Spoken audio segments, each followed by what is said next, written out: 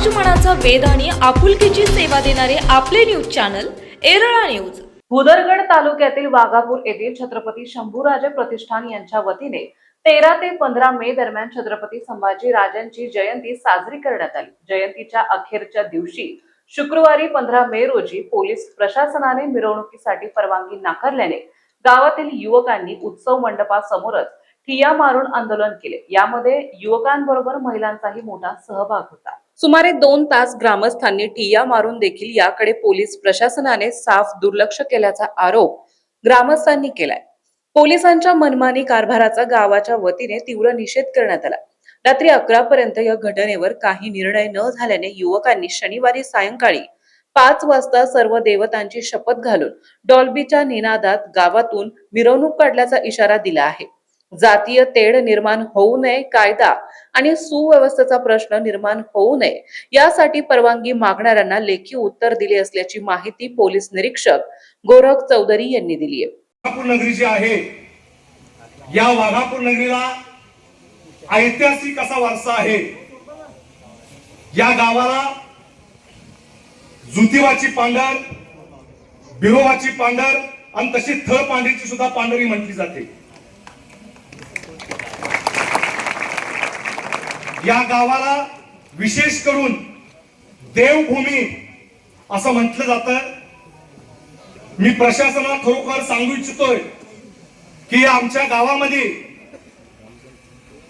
सलोख्याचं वातावरण हे अगदी पूर्वीपासूनच होतं, पण मध्यंतरीच्या काळामध्ये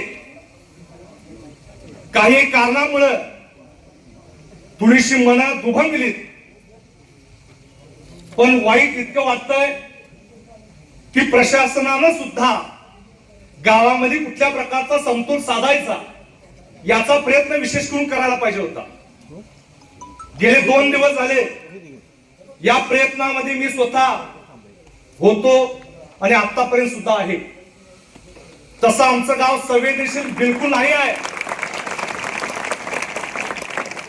आमचं गाव प्रेमळ आहे, प्रेमळ राहणार।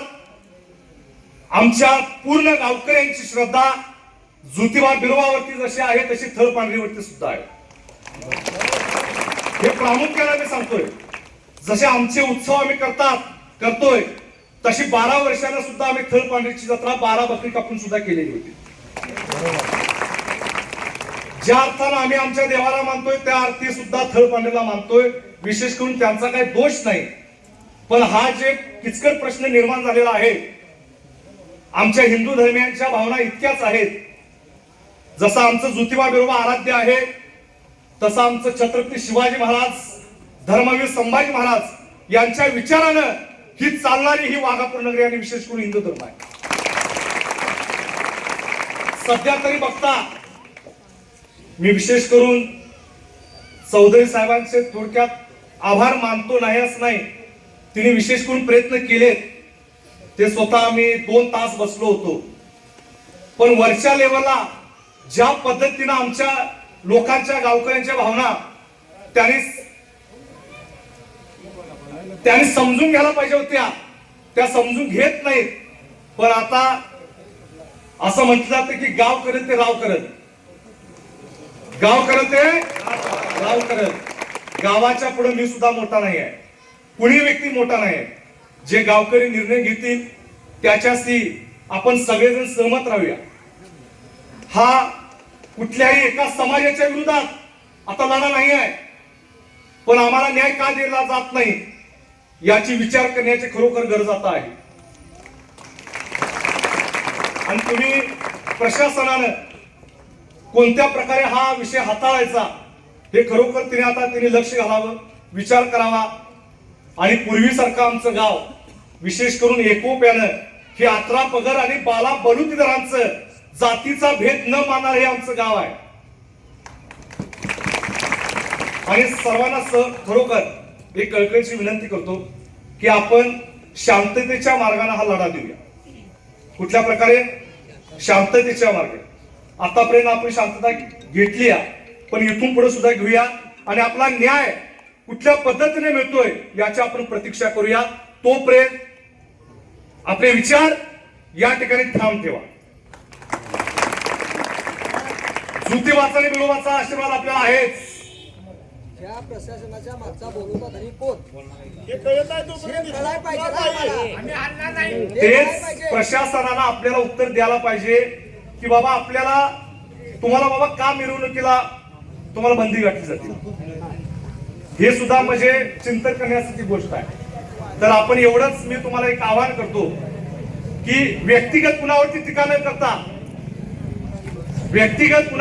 न करता आपण शांततेचं पालन, खऱ्या अर्थानं आपण जर शिवाजी महाराजांच्या आणि संभाजी महाराजांच्या विचाराचे मावळे जर प्रेरक असाल तर आपण शांततेनं याचं उत्तर मिळवण्याचा प्रयत्न करूया. एवढंच या ठिकाणी मी आव्हान या वाघापूरच्या नगरीला करून मी थांबतो. छत्रपती शिवाजी महाराज की जय, धर्मवीर संभाजी महाराज की जय. बिलोबाच्या नावानं, ज्योतिबाच्या नावानं, खळपाडीच्या नावानं. गोष्टी मी सांगतो. आम्ही पण वाघापुरातच राहतोय. 14 एप्रिलला बाबासाहेबांची मिरवणूक निघत्या त्यावेळी प्रशासन कुठं होतं? या महाराष्ट्राचं फक्त बाबासाहेब पण लागतात आणि संपूर्ण महाराष्ट्र लागतात. मग संपूर्ण महाराष्ट्राच्या मिरवणुकीला विरोध का? मला कलेक्टर, शासन, पीआय इथं पाहिजे लिखी ऑर्डरी. नसेल तर आम्हाला मिरवणुकीला परवानगी द्यावी. यात कुणाला विरोध असेल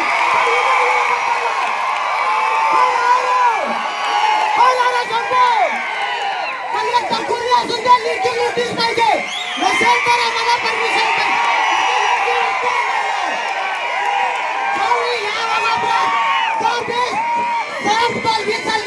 लाईटिंग चालल्या त्यावेळी प्रशासन कुठं होतं? त्यावेळी पालकमंत्री, त्यावेळी कलेक्टर तहसीलदार कुठं होतं? मला लेखी रिपोर्ट पाहिजे. नसेल तर उद्या परमिशन द्या. मी परमिशन घेऊन कोर्टात ना काय असेल ती पाठपुरावा करतो.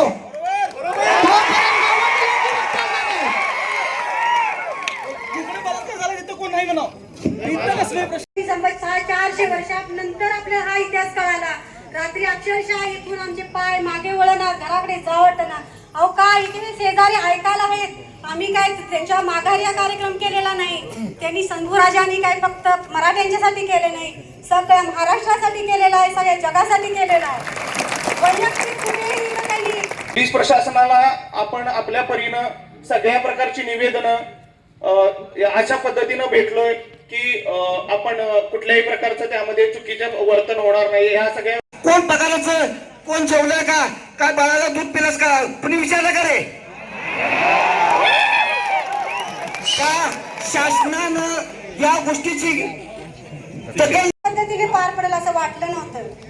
खरोखर अत्यंत दुर्दैवाची गोष्ट आहे. वाघापूर गाव वाघांचं गाव, खरोखर इथे अशा जोपर्यंत प्रशासन आम्हाला निर्णय देत नाही की मिरवणुकीला निर्णय देत नाही तोपर्यंत आम्ही ही मूर्ती आणि हे स्टेज इथून. एरळा न्यूज साठी प्रतिनिधी सर्जेराव भाट. आपल्या भागातील महत्त्वाच्या बातम्या पाहण्यासाठी आजच आमच्या एरळा न्यूज चॅनलला यूट्यूबवर सबस्क्राईब करा आणि बेल आयकॉन प्रेस करा.